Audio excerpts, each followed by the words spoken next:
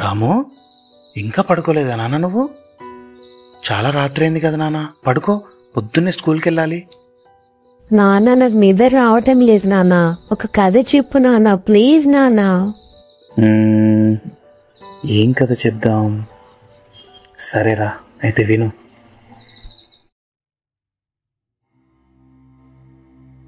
సీత, ఆ షుగర్ మందు గోళీలు ఇక్కడ పడతారా?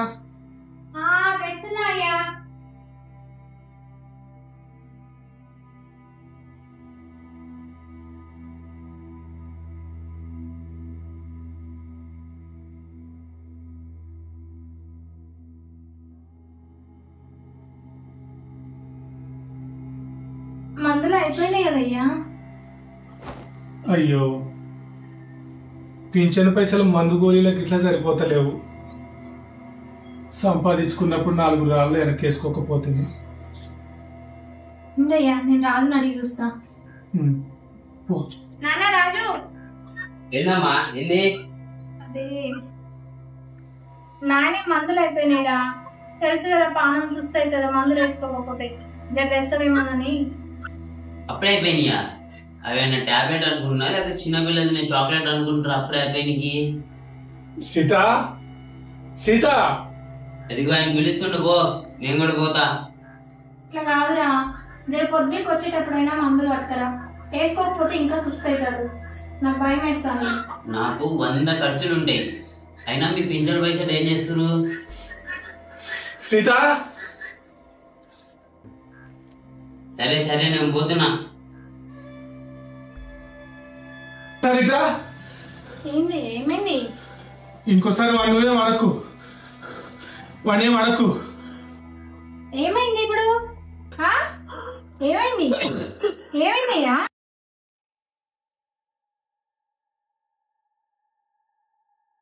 బీపీ లోలో ఉంది, షుగర్ ఏమో 380 దాకా ఉంది. టాబ్లెట్లు వేసుకోవట్లేదు కదా రాములు? వేసుకుంటున్నాయా? మా పిల్లగాడు ఇంట్లో అయిపోకముందే తెచ్చి పెడతారు మందులు.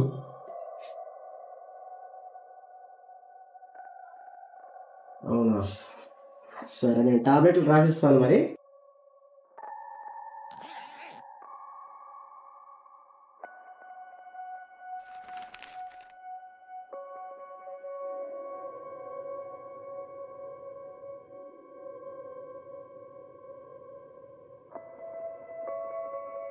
ఇవ్వండి, నా బిల్లు 250 అయింది. మెడికల్ షాప్కి వెళ్ళి టాబ్లెట్లు తెచ్చుకోండి. అది మా అబ్బాయి ఇంట్లో లేడు, నీ సాయంత్రం తీసుకొచ్చిస్తా మీకు డబ్బులు. సరే అమ్మా, రాములు జాగ్రత్త. మంచిదయ్యా.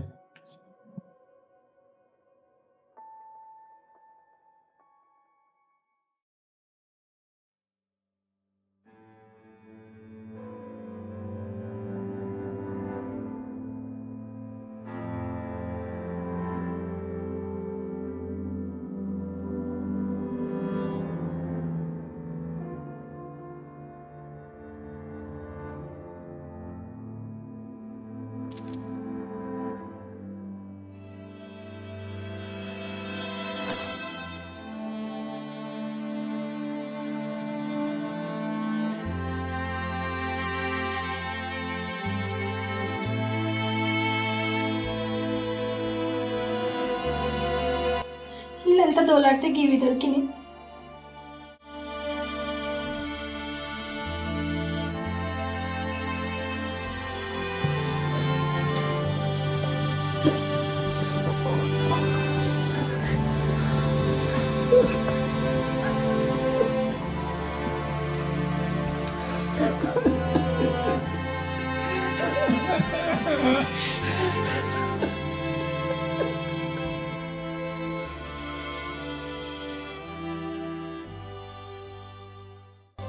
ఉండయ్యా, అసలు ఈ మందులు ఎంత అవుతాయో మందుల షాపు పోయి కనుక్కొని వస్తా. వద్దు సీత, వద్దు. నువ్వు ఆగయ్యా, ఈ ఎంతైతే కనుక్కొని ఇవాళ వాడు వచ్చినాక ఎట్లయినా నేను డబ్బులు అడుగుతా.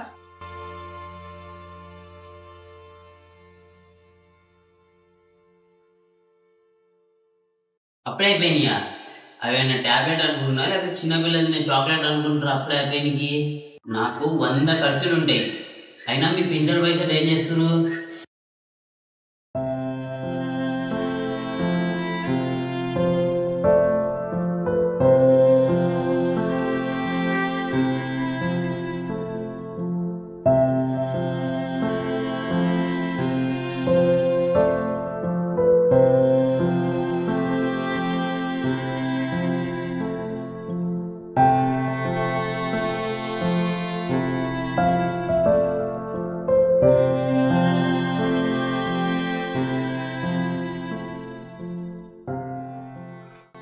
రోజుల మందులకు 650 రూపాయల.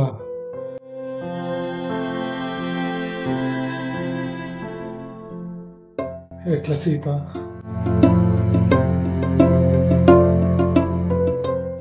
సర్లే కానీ పొద్దుగా నువ్వేం తినలేదు కదా, తొందర తిన్నీకే వస్తా.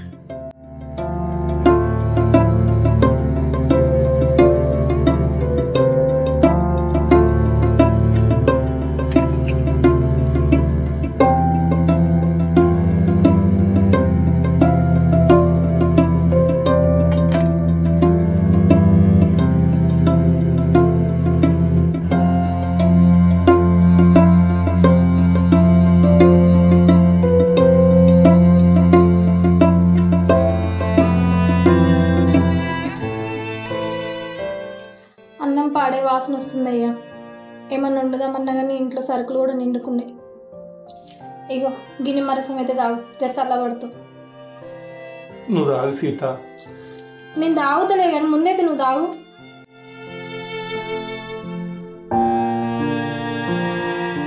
నువ్వు నాలో సగం సీత. ఏది చేసినా మనం కలిసి చేయాలి. ముందు తాగు.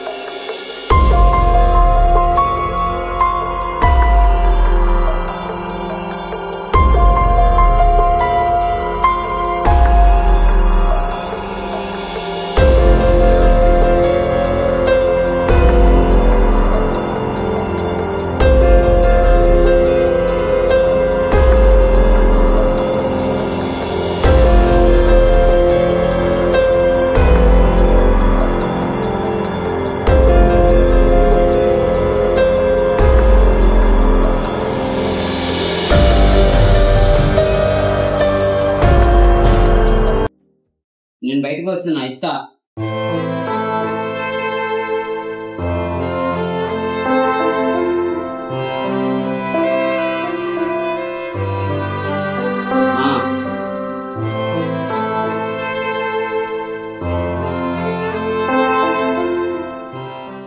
సీత, నేను ఒక నిర్ణయం తీసుకున్నా. అవునా? ఏందయ్యా అది?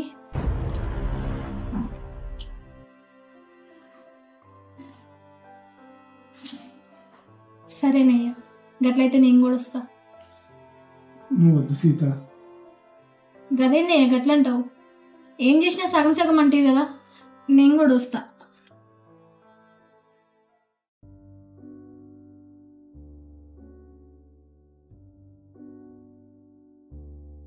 ఏందిరా రమ్మన్నావు? నిన్నే 3 రోజుల కింద ఒక పోస్ట్ వచ్చిందిరా. మేము పనికి పోతుంటే పోస్ట్ మ్యాన్ బాబాయ్ ఫోన్ చేసింది. నాకేం పోస్ట్ వస్తుందిలే, ఊర్లో అమ్మ నాయన కూడా లేరు, పోస్ట్ అక్కడ పెట్టు అని చెప్పిన. ఇది నేను పనికి పోయా. ఆ పోస్ట్ గురించి మర్చిపోయినారా. నిన్న రాత్రి ఆ పోస్ట్ చదివిన.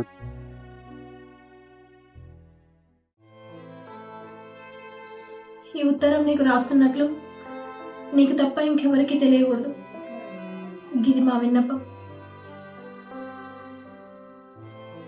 మేము నీకు భారంగా ఉన్నామని మాకు అర్థమైంది.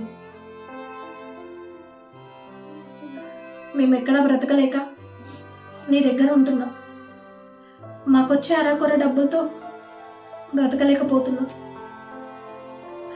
అందుకే మేమిద్దరం కలిసి తిరిగి రాని లోకాలకి వెళ్ళిపోవాలని నిర్ణయించుకున్నాం. మీ నాన్నకి పానం బాగాలేదని చెప్పినా నీకు పట్టింపు లేదు. అట్లని ఆయనని ఇట్లా వదిలేను.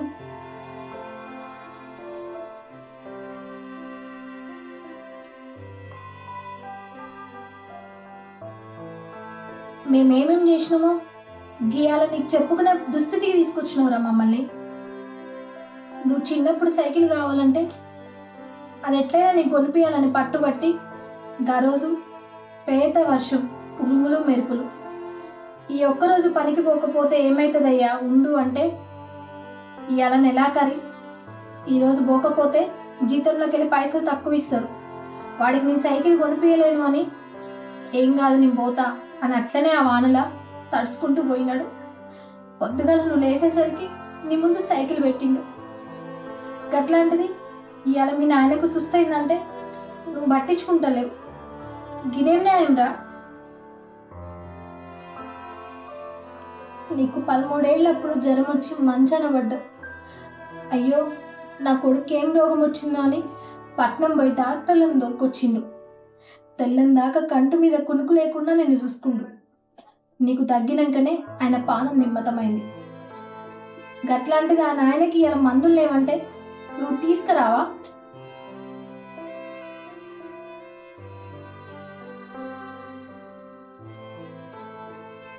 నువ్వేది కావాలంటే అది నిన్ను అన్ని అనుభవించేలా చేసిండ్రా మీ నాయన.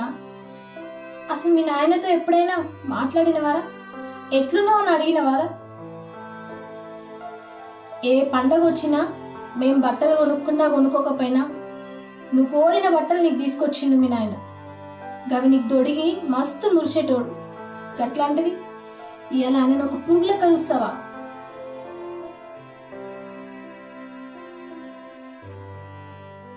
నువ్వెన్ని తప్పులు చేసినా మీ నాయన నిన్ను క్షమించిండ్రా.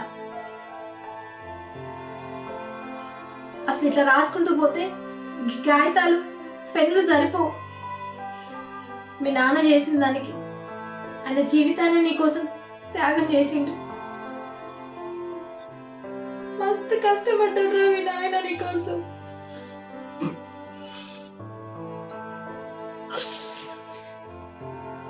బిడ్డ, నీతో నేను చాలాసార్లు మాట్లాడదాం అనుకున్నా. ఒక్కసారి ఇట్లా మాట్లాడడానికి ధైర్యం సరిపోలే. నువ్వు ఎట్లా బతకాలనుకున్నావో అట్లా బతుకు బిడ్డ. కానీ మీ నాయనగా నీతో నేను ఒక్క మాట చెప్దాం అనుకుంటున్నా. జాగ్రత్త బిడ్డ. ఈ ఉత్తరం చదువుడు అయిపోయేలోపు మేము ఈ లోకంలో ఉండం.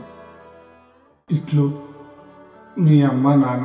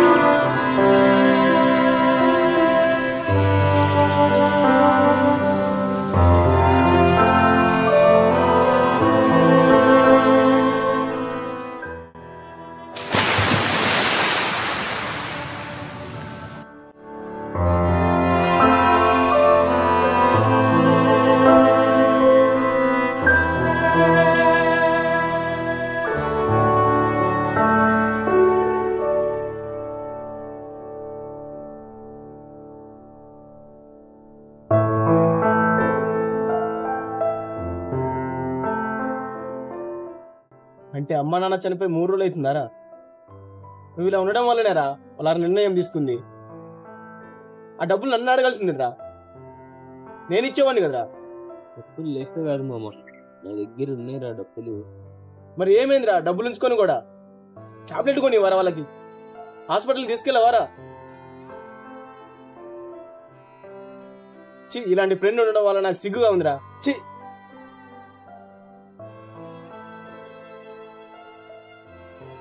వాళ్ళు తిరిగి వస్తే బాగుండరా, వాళ్ళు మంచిగా చూసుకుంటారా. నువ్వు అప్పుడే మంచిగా చూసుకోవాల్సిందిరా. నువ్వు అప్పుడే కొంచెం వాళ్ళతో మంచిగా మాట్లాడాల్సిందే. ఇప్పుడు ఎంత అనుకున్నా లాభం లేదురా. వాళ్ళు మనకు తిరిగి రారురా. కానీ ఫ్రెండ్గా ఒకటే కూడా చెప్తారా, జీవితంలో అమ్మ నాన్న తర్వాతకినారా ఎవరైనా ఏదైనా. కానీ నువ్వు వాళ్ళని కోల్పోయినవురా రాజు. వాళ్ళు ఇంకా తిరిగి రారురా.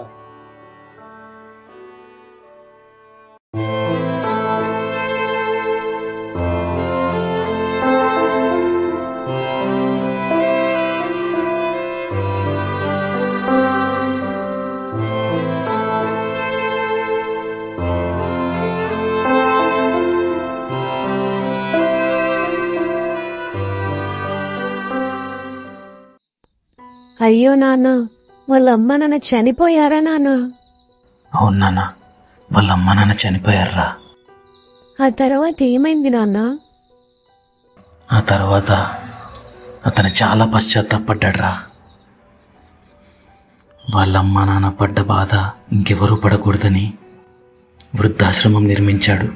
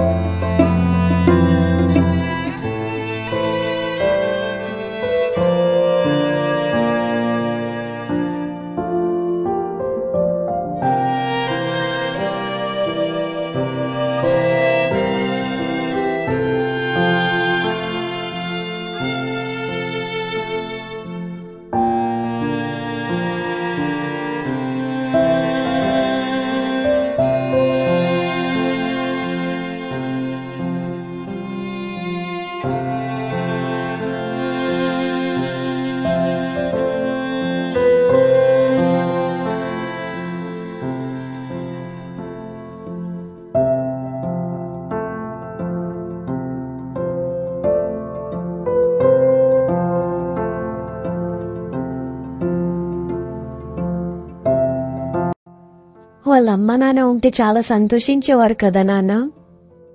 అవును నాన్న, చాలా సంతోషించేవారు.